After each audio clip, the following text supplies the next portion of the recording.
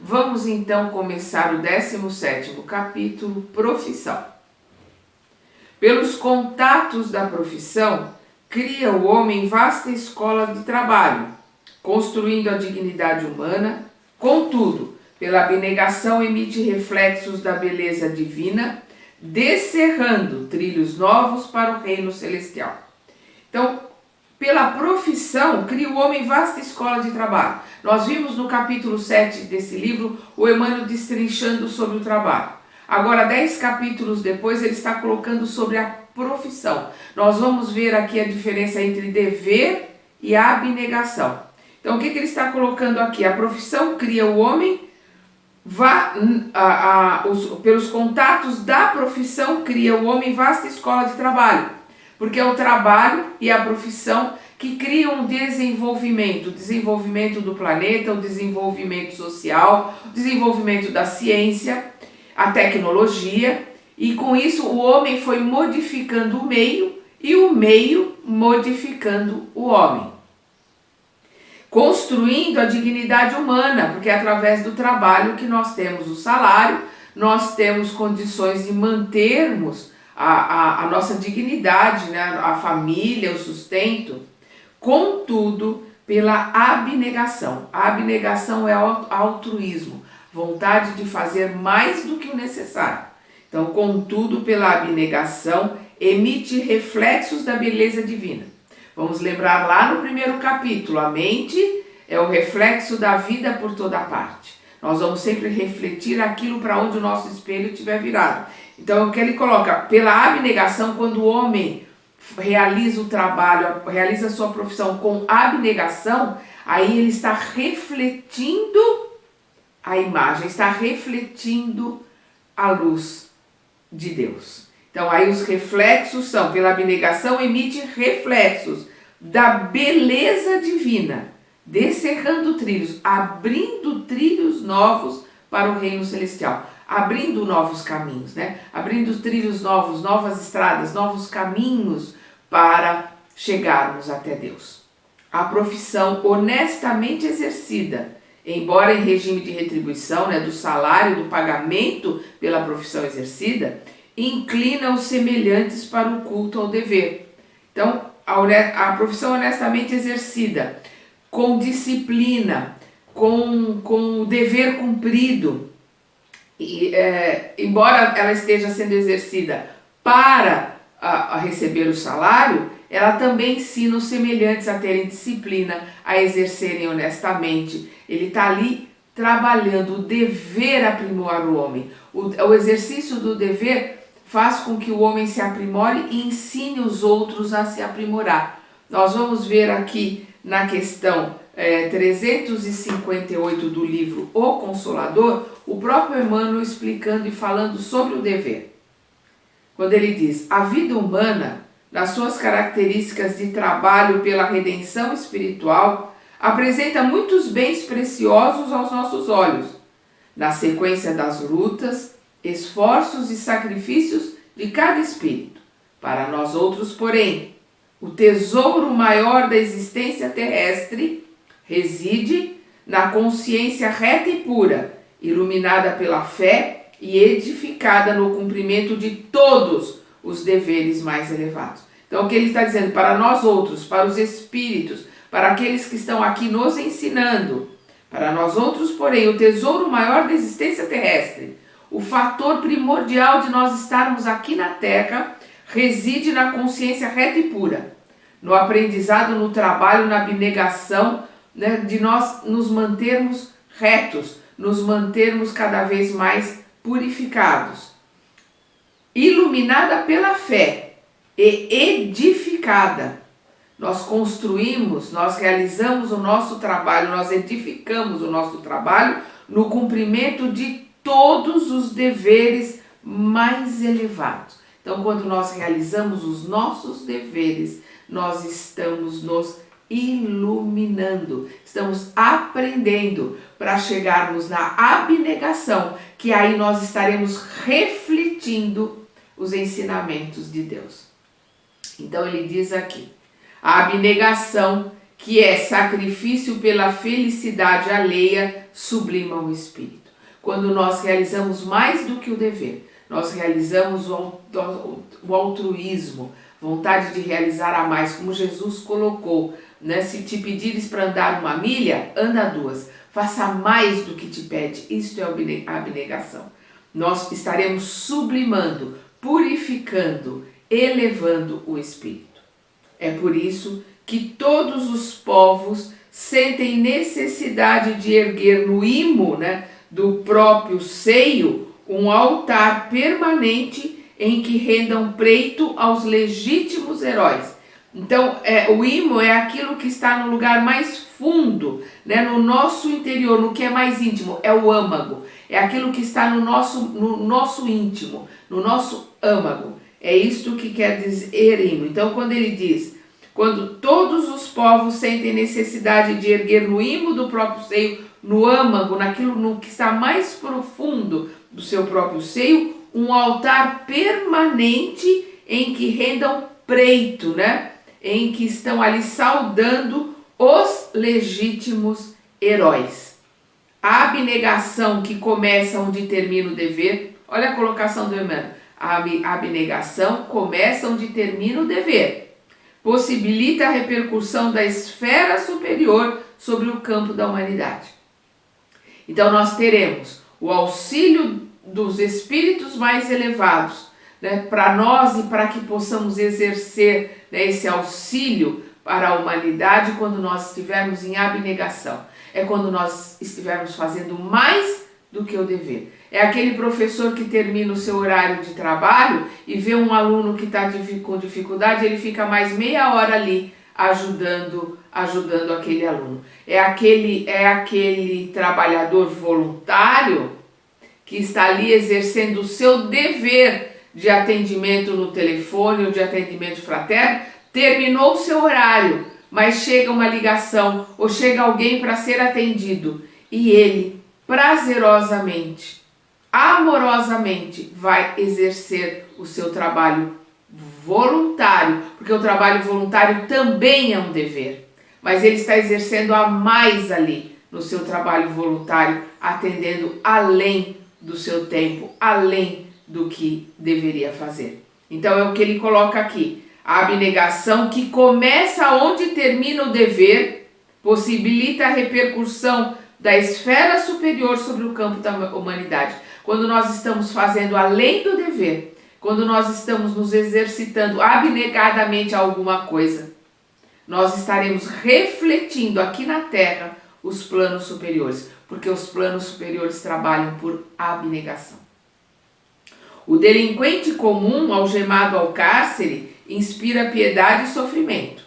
O paladino, né, o herói de uma causa nobre, injustamente recluso no mesmo sítio, provoca respeito e imitação. Então vamos lembrar Sócrates, que foi preso injustamente e que levou os seus alunos a imitá-los, levou os seus alunos a tê-lo como herói. Vamos lembrar o nosso mestre, né? O nosso maior exemplo, que foi injustamente crucificado. E até hoje nós lembramos do seu sacrifício. Mas precisamos sempre lembrar que o sacrifício maior de Jesus foi vir à Terra. Foi baixar a sua vibração para poder entrar num corpo tão precário, num planeta tão precário, num planetinha tão, digamos assim, ignorante como é o planeta Terra. Este foi o seu maior sacrifício.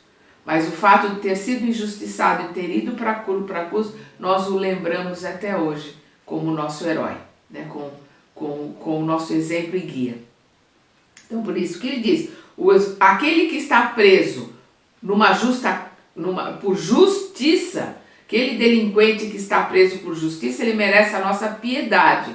Pelo sofrimento que ele está passando, nós temos que ter piedade e compaixão e tentar ajudá-lo a aprender, porque ele está ali por ignorância, ele está ali por não conhecer as leis divinas, ou por conhecê-las e não exercê-las. Agora, o paladino, o herói de uma causa nobre, injustamente recluso no mesmo lugar, provoca respeito e imitação. O administrador consciente e amigo que reparte os bens do serviço, gastando a parte que lhe compete com escrupulosa probidade, né? É um padrão de virtude. Probidade é a observância rigorosa dos deveres, da justiça e da moral, né? Com honradez. Então, aquele que gasta os seus ganhos com honradez, ele não está prodigalizando, que nem o filho pródigo que vai e gasta tudo, perde tudo, né? Não dá valor a nada. Não, aquele com escrupulosa probidade, aquele que tem com honra, né? com parcimônia, ele está gastando aquilo que ele ganha, e que dentro dos ganhos ele sabe pagar com justiça, ele sabe dividir esses ganhos com justiça. O patrão que sabe dar valor aos seus funcionários, ajudá-los a crescer, a progredir, é isso que ele está colocando. O administrador consciência, aquele que administra os bens e os ganhos com consciência, com justiça, e que reparte os bens do serviço, né, com justiça, com aqueles que estão ali trabalhando, gastando a parte que lhe compete com honradez, com sabedoria, né, com escrupulosa probidade, é um padrão de virtudes terrenas. É um padrão de virtudes e nós vemos bem poucos, porque isso é dever, bem poucos que cumprem esse dever com esta virtude. A maioria, e a China que nos mostra isso claramente, quer saber de lucro, mesmo que trabalhe, que o trabalhador seja ali um escravo, que ele tire o sangue e o suor de crianças, de adolescentes, tire os sonhos, tire a possibilidade de estudo, a possibilidade de crescer, contanto que tenha lucro. Isso é o que, infelizmente, o que predomina no nosso planeta. O homem que cede suor e sangue de si mesmo, não do outro. O homem que cede suor e sangue de si mesmo, a benefício de todos, que aí é o altruísmo, né, a abnegação, sem cogitar do seu interesse, é um apóstolo das virtudes celestes. Está aqui cumprindo as virtudes celestes. Ele não está atrás de fama, ele não está atrás de presente, ele não está atrás da vaidade, porque às vezes ele está fazendo aquilo para ter 15 minutos de fama, para que seja elogiado pelos demais, para que venham bater palmas, então ele está ali atrás da vaidade. Não, aqueles que cedem suor e sangue a benefício de todos, sem cogitar do seu interesse, é um apóstolo das virtudes celestes. E aí nós vamos ver Madre Teresa de Calcutá, Irmã Dulce, nós vamos ver Gandhi, vamos ver Chico Xavier, que estavam aqui como missionários. Não estavam atrás de fama, não estavam atrás dos seus interesses, e muito pelo contrário, se sacrificaram, não constituíram família, viveram em torno da missão. Então nós vamos ver Madre Teresa de Calcutá, ela sai da terra dela, que eu não me lembro agora, mas é a Armênia, uma daquelas regiões ali, vai para a Índia para servir. Nós vemos a Irmã Dulce se sacrificando, né, para servir os seus irmãos. Nós vemos o Chico abrindo mão da vida particular dele, abrindo mão da vida para poder escrever, para poder nos trazer os ensinamentos que nós temos, inclusive esse, através de Emmanuel, que esse livro é fabuloso. A ama devidamente paga por seu trabalho, né? A babá, a ama de leite, a empregada da casa, né? Devidamente paga por seu trabalho junto à criança que lhe recebe carinho, é credora natural de atenção e reconhecimento. Mas o coração materno, em constante renúncia, arrebata quem o contempla a glória do amor puro. Aí nós vamos ver a colocação que ele faz aqui, do amor materno, da mãe que renuncia ao trabalho, da mãe que renuncia aos palcos, às artes, ao aplauso, à vaidade, a mãe que renuncia até a remuneração, vai quando pode, às vezes não pode, mas quando pode renuncia à remuneração para viver ali junto ao filho, principalmente na primeira infância, quando o filho mais precisa da mãe. É o que ele está dizendo aqui. Mas o coração materno em constante renúncia arrebata a quem o contempla a glória do amor puro.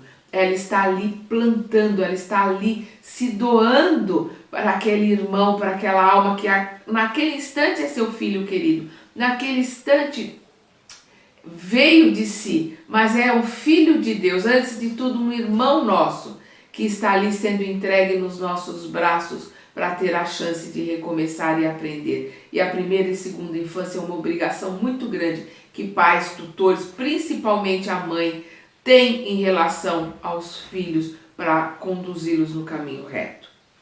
É assim que o matemático, laureando-se de considerações públicas, dignamente gratificado pela obra que realiza, é catalogado à conta de cientista. E o cientista, mergulhado no trabalho incessante em favor da tranquilidade e da segurança da civilização, esquecido de si mesmo, é classificado por benfeitor. Então, o que ele está colocando aqui é que aquele que realiza além do seu trabalho, é aquele cientista, aquele matemático, que além da sua remuneração, ele está abnegado naquele trabalho pelo bem comum.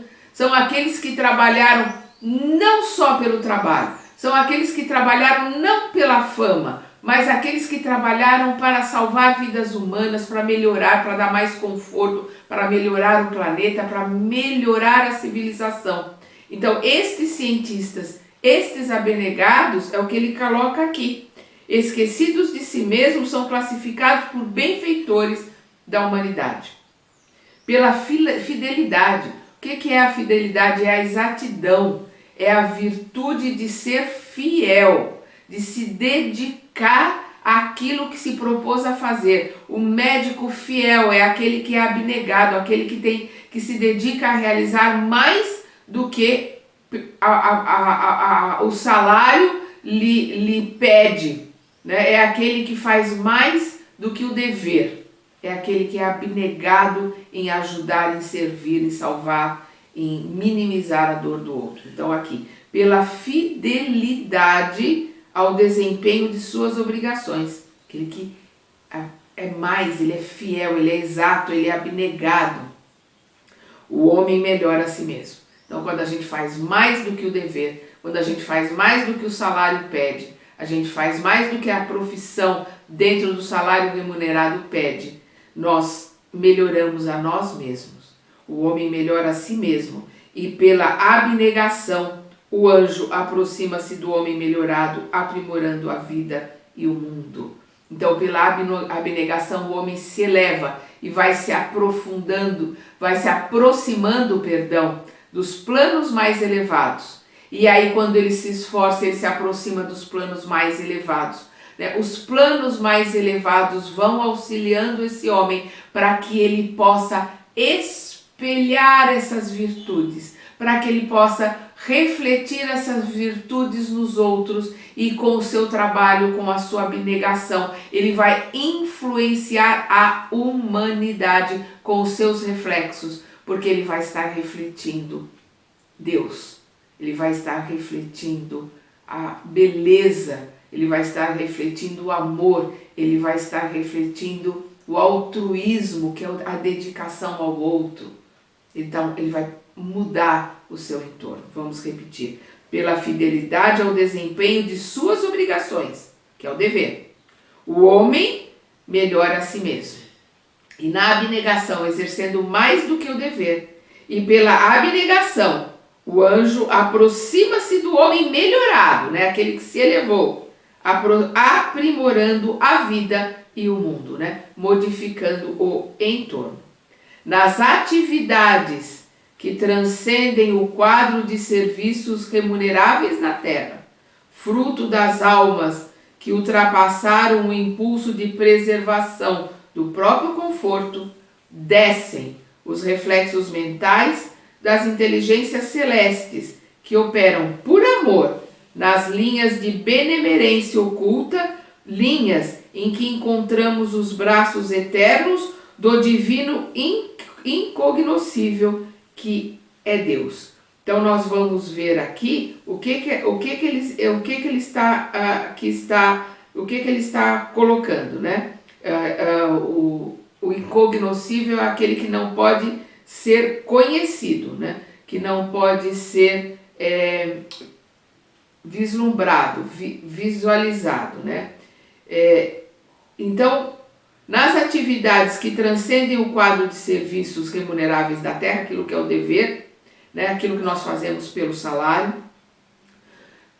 fruto das almas que ultrapassaram o impulso de preservação do próprio conforto. Então é aqueles que não estão fazendo mais pelo conforto, não estão fazendo mais pela remuneração, já ultrapassaram isso, estão fazendo pelo bem comum.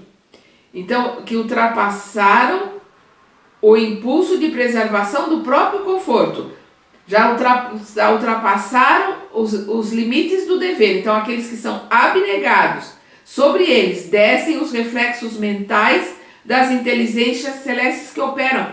Então, as inteligências celestes, os espíritos superiores começam a trabalhar através desses abnegados, influenciando, intuindo esses abnegados por amor nas linhas de benemerência, de mérito, né? De merecimento oculta.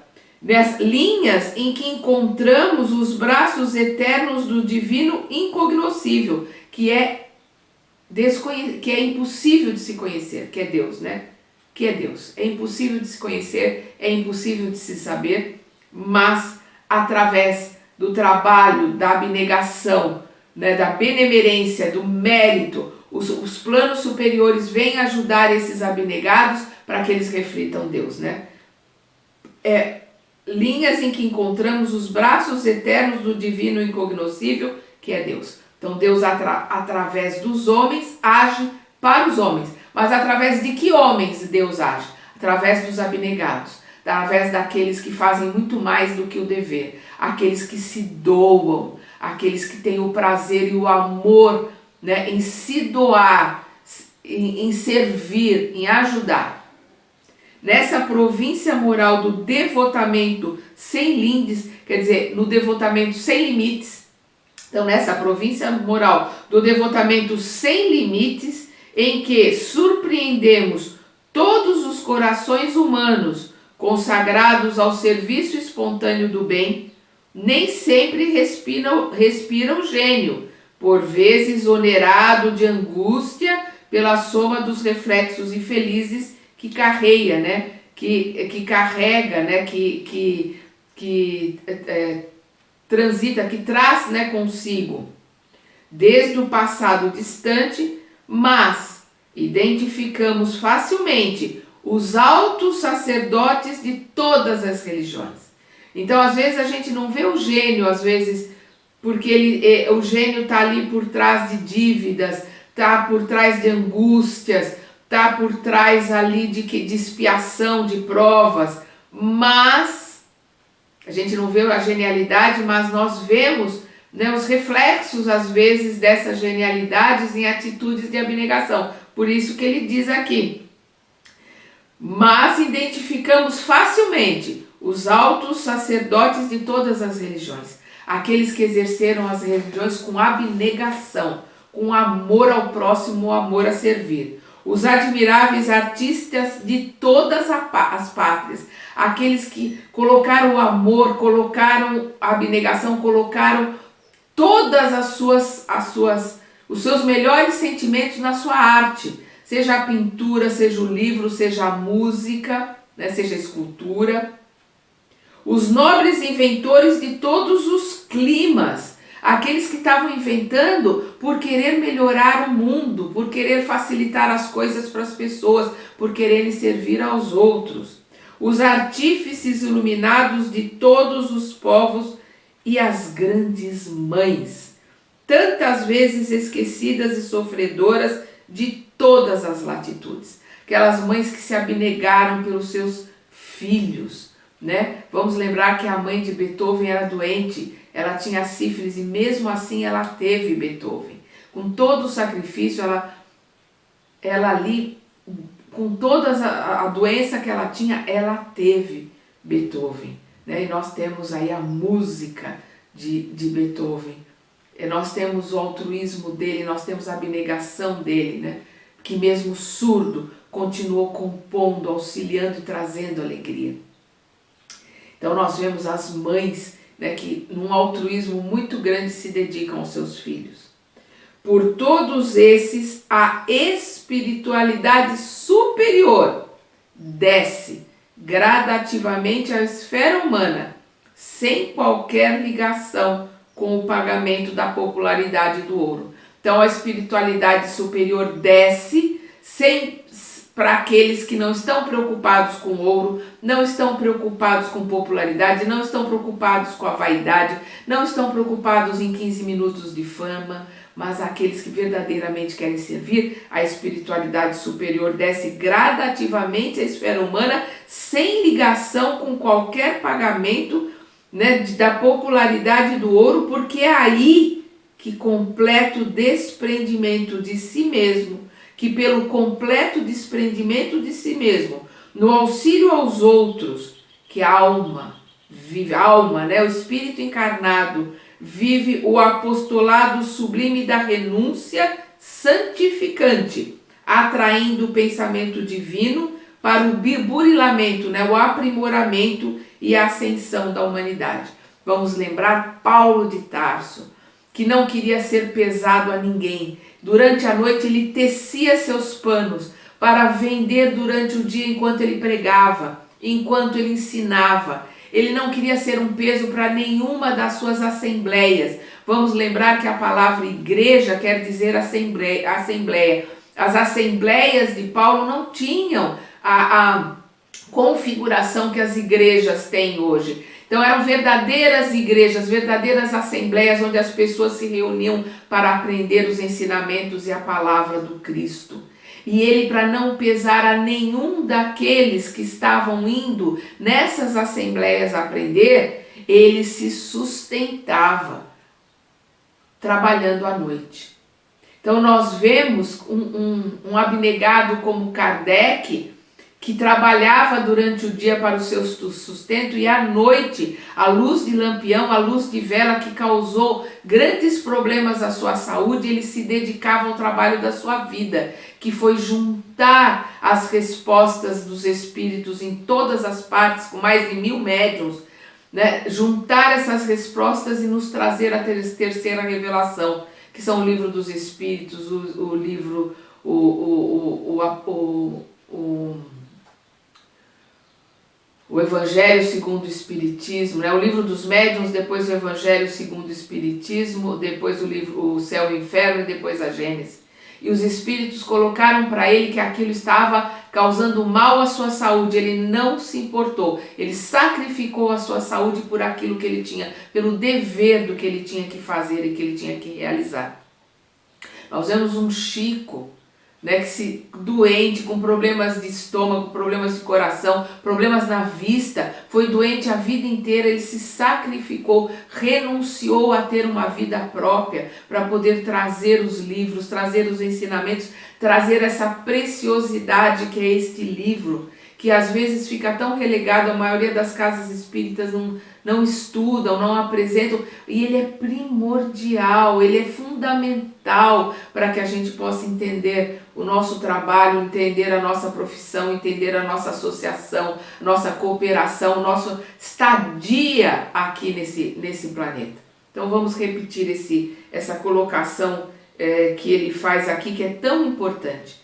Nessa província moral do devotamento sem limites, né? Sem limites, em que surpreendemos todos os corações humanos consagrados ao serviço espontâneo do bem, nem sempre respira o gênio, né? Gênio esse por vezes onerado de angústia, pela soma dos reflexos infelizes que carrega consigo desde o passado distante.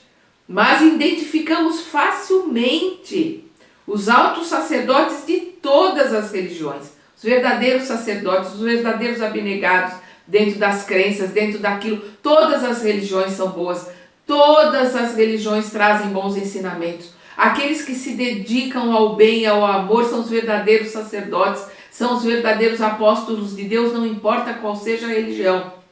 Então, identificamos facilmente os altos sacerdotes de todas as religiões, os admiráveis artistas de todas as pátrias, os nobres inventores de todos os climas, os artífices iluminados de todos os povos, e as grandes mães, tantas vezes esquecidas e sofredoras de todas as latitudes.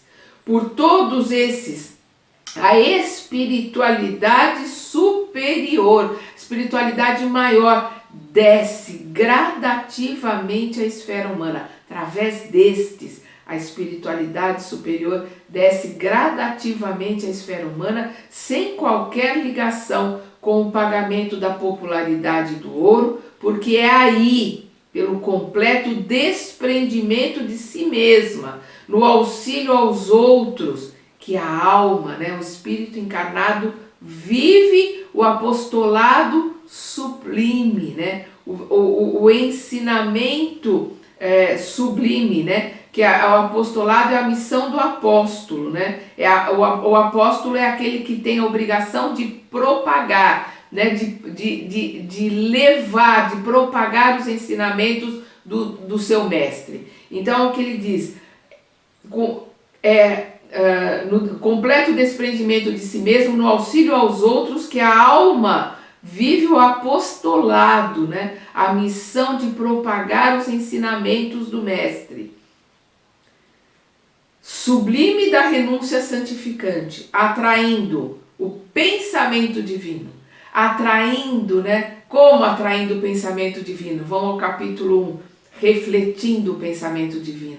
Com seu espelho virado para Deus, vai refletir o pensamento divino para o burilamento, o aperfeiçoamento. O burilamento é para a gente esculpir o homem de bem, e com o burilamento nós vamos nos modelando, e a ascensão da humanidade. Nós vamos nos modelando, vamos mudando a humanidade à nossa volta, vamos primeiro nos modificando, depois modificando o nosso entorno, e dependendo do tamanho da nossa modificação, nós modificamos a humanidade. Então são Sócrates, são os grandes pensadores, Hermes Trismegisto, Pitágoras, nós temos filósofos, nós temos o maior de todos, o nosso mestre amado, o mestre Jesus, que nos traz como nós devemos viver, como nós devemos exercer a nossa vida aqui nesse planeta e nesse mundo, como nós devemos conviver com os outros, como nós devemos nos relacionar com Deus, através da oração, o vigiar e orar, o dar mais do que se pede, Todos os ensinamentos do Cristo são os ensinamentos do aprender e do bem viver. E depois da profissão, nós vamos ver no nosso próximo estudo sociedade, A questão de exercer tudo que nós aprendemos até agora dentro daquilo que nós estamos inseridos, que é a sociedade. Até lá!